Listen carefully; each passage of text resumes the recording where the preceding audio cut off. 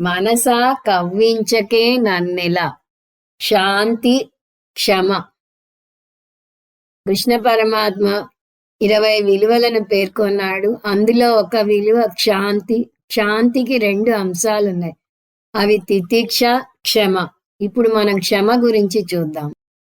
క్షమ అంటే ఏమిటి? గడిచిన గతాన్ని తిరిగి తీసుకురాలేరు. వచ్చేసిన వర్తమానాన్ని ఏమీ చేయలేరు. అందువల్ల వాటిని ఏమీ మార్చలేరు. జరిగిందేదో జరిగిపోయింది. దాన్ని నవ్వుతూ స్వీకరించండి. అది తితిక్ష. కానీ కానున్నది కాకమానదు అని చేతులు ముడుచు కూర్చోకూడదు. భవిష్యత్తుని మార్చుకోవచ్చు. అది మీ చేతిలో ఉంది. జ్యోతిష్యం కూడా జరిగిపోయిన దానిని చక్కగా చెప్తుంది, కానీ రానున్నది అక్షరాలా చెప్పలేదు. ఎందుకు?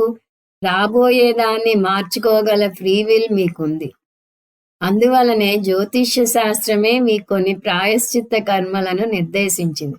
దాని ద్వారా రాబోయే కర్మలను మీరు మార్చుకోగలరు. గతాన్ని స్వీకరించండి, దాన్ని మార్చలేరు.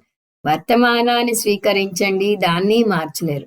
కానీ భవిష్యత్తుని స్వీకరించకండి, దాన్ని మార్చే శక్తి మీకుంది. మీ ఫ్రీవిల్ను, మీకున్న వనరులను ఉపయోగించండి అంటుంది శాస్త్రం.